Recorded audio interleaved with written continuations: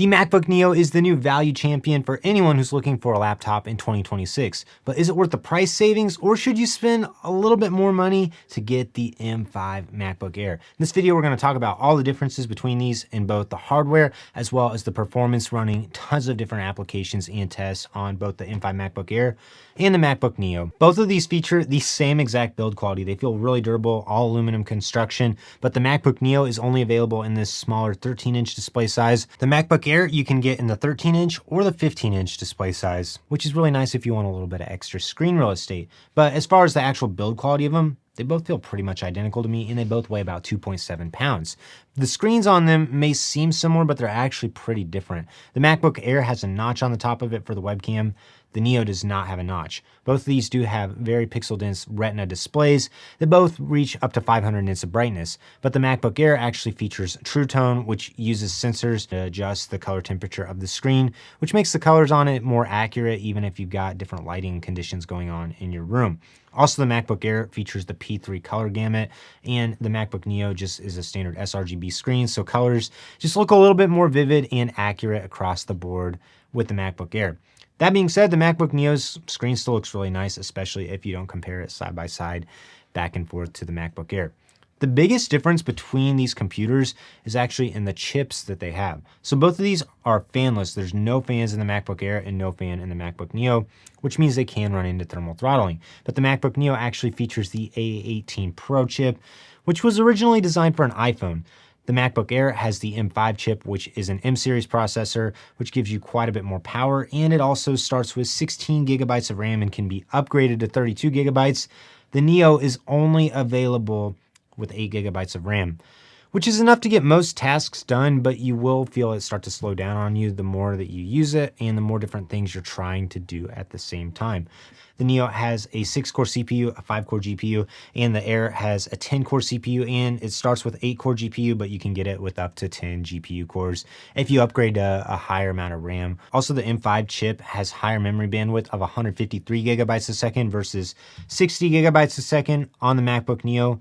And the SSDs that are on the MacBook Air are way faster. You can get about 1500 megabytes a second on the read and write. On the MacBook Neo, you get 5300 to 6000 megabytes a second on the read and the write on the SSD of the M5 MacBook Air. So the higher memory bandwidth and the improved SSD speeds are going to make restarting these computers faster. It's going to make multitasking better, and it's just going to allow processes to be completed faster as well. Also, while we're talking about storage, the Neo you can get with either 256 or 512 gigabytes of storage. If you get the 256 gigabyte version, it has a lock button. If you get the 512, it actually gives you the Touch ID button, which I find to be a necessity with Mac OS. The M5 MacBook Air is available from 512 gigabytes all the way up to 4 terabytes.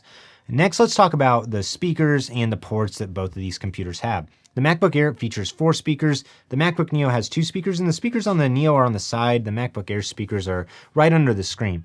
I found the sound quality on the Air is just a little bit better than the Neo. With the Neo, you really just have to be careful that you don't block the speakers on the side with your hands. But the microphone and the webcam that are on both of these, I found the quality to be very similar, and both of these are going to be great for doing web calls. The ports on these computers are quite different though. So with the MacBook Neo, there's 2 USB-C ports. One of them gives you the faster USB 3.1 speeds, and one of them is stuck at the slower USB 2 speeds from like 10 years ago, which is kind of a funny move from Apple. It also has a headphone jack on the left side. If you want to use the Neo with an external display, it can only be plugged into one external display, and you have to use the top port for it. This one also charges at slower speeds than the MacBook Air. The MacBook Air, though, has the headphone jack on the right side, MagSafe on the left for charging, and 2 Thunderbolt 4 ports, which you can also charge with the Thunderbolt 4 ports, and this is going to be a better option for keeping more external displays plugged in. You can only do up to 1 external display with the Neo, and you can do up to 2 external displays with the MacBook Air, which is just going to be better for multitasking. Both of these do have the same feel to the keyboards on them, and I found they were both very accurate to type on. But the MacBook Air comes with the Touch ID button stock, and you also get backlighting on the MacBook Air, and the MacBook Neo does not have any backlighting, which I found to be okay because the light of the screen actually lit up the keys. And the other big difference between these is in the trackpad. So the trackpad on the M5 MacBook Air is a Force Touch trackpad, so it uses haptic feedback. With the MacBook Neo, it's a mechanical trackpad, which is just going to mean it has a physical click to it when you use it. which is fine, but the one on the MacBook Air is a little bit more comfortable to use. Now that we've talked about all the physical and hardware differences, let's talk about the actual performance on these. For day-to-day usage, they feel about the same if you're doing things like emailing or writing things on different word processing applications, for doing spreadsheets and stuff like that. I found that both of them were fine. And you can run any Mac OS application on the MacBook Air and the MacBook Neo.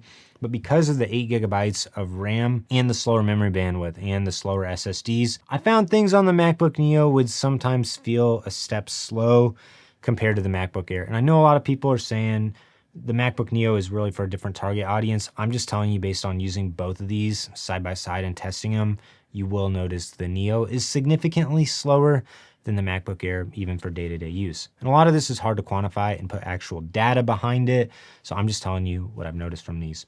Also, for my actual performance tests, I tested both the 256 and the 512 gigabyte SSD MacBook Neo, and I did this partly just to see if there were any inconsistencies in the testing, and I was getting a lot of inconsistencies with the MacBook Neo testing, probably because of the 8 gigabytes of RAM. So I was trying to restart this in between every single test I did, but it's possible that the SSD was fuller on one than the other, or the cache was full. I don't know, but there were definitely times when I was getting inconsistent results from the MacBook Neo. And with the MacBook Air, even when I ran the same tests a few times, I was getting much more consistent results. Also, a lot of people have commented on some of my other MacBook Neo videos asking me why I put it through so much.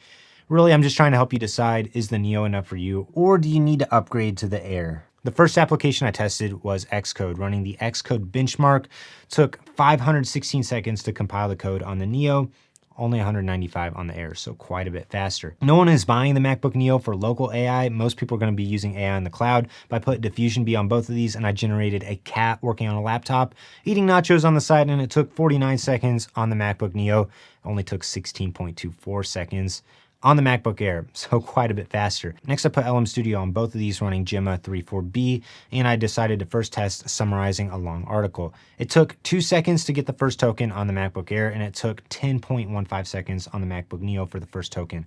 And then I was hitting about 50 tokens a second on the MacBook Air, 20 tokens a second on the MacBook Neo, so quite a bit better for AI performance on the MacBook Air than the MacBook Neo. Next, I wanted to do some audio testing, and I was able to run most of my Logic projects on these just fine, but I decided to see just how many MIDI tracks you could put on both of these. I could run 56 tracks on the MacBook Neo, 120 tracks on the MacBook Air without dropping any audio.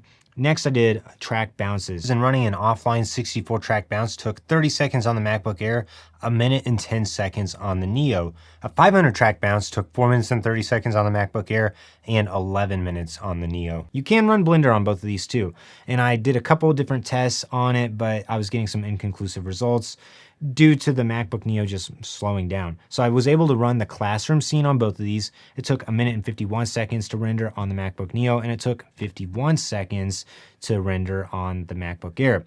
But when I tried to do the Barbershop scene, which is one of the more intensive ones I do, it took 5 minutes and 53 seconds on the MacBook Air. And on the MacBook Neo, on both of them, I tried over and over again, and it would not render. It just kept saying GPU is full. Video editing is also a very controversial thing on these. People say you can get away with editing video on the MacBook Neo. I found for me, it wasn't able to export the projects quite as well as I would like. I was able to edit some projects on the MacBook Neo just fine, and it felt a little bit slower than the MacBook Air, but it was still able to cut angles and run multicam clips and stuff like that. Going to better performance definitely helped it quite a bit though.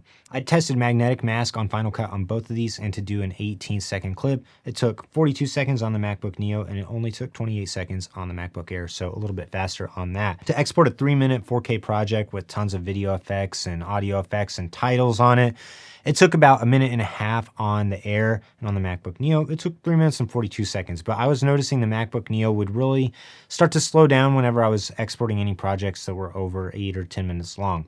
So I decided to test both of these, exporting a 30-minute long-form video, and it took about 15.5 minutes on the MacBook Air. With the MacBook Neo, it took 3 hours and 45 minutes, and it seemed like it was going to take longer than that. I was actually surprised it got it done in that amount of time. So if you want to use the MacBook Neo to export longer videos or podcasts or things like that, it's really not going to be a good option for you, and you really need to go up to the MacBook Air. I did test Lightroom Classic on both of these as well. I imported 500 raw photos. It took a minute and a half to get the initial previews on the MacBook Neo, and it only took 26 seconds to do this on the MacBook Air.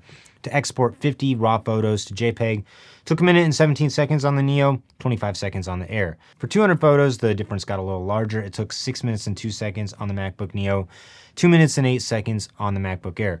With 500 photos, both of these definitely struggled. It took 15 minutes and 52 seconds on the Neo, 8 minutes and 8 seconds on the MacBook Air, which is quite a bit slower than something like the MacBook Pro.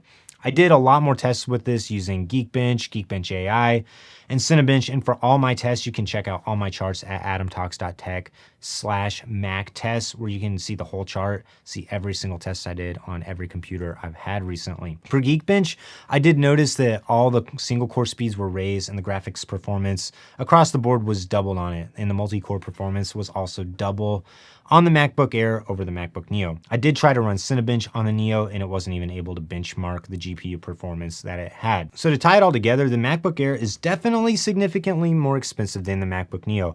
I would argue the 256 gigabyte version of the MacBook Neo is not a good buy no matter what, because 256 gigabytes is going to fill up super fast if you want to put any applications on this, or once you start sending iMessages, then your SSD is going to get full really fast on this. So if you get the 512 gigabyte version, the MacBook Neo starts at $700. The MacBook Air starts at $1,100. So it's about $400 more expensive to get the Air than it is to get the Neo, which is definitely significant. But you get what you pay for with much improved performance across the board, especially if you want to run any pro level applications.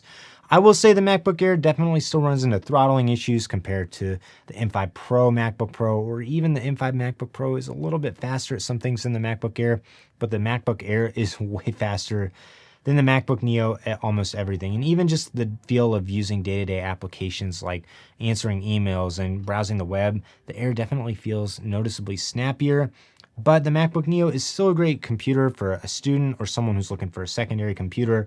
If you mostly want to use it to type, or if you just want to try out macOS, if you want to answer emails, watch videos and content on the internet, this is still going to be a great computer for you.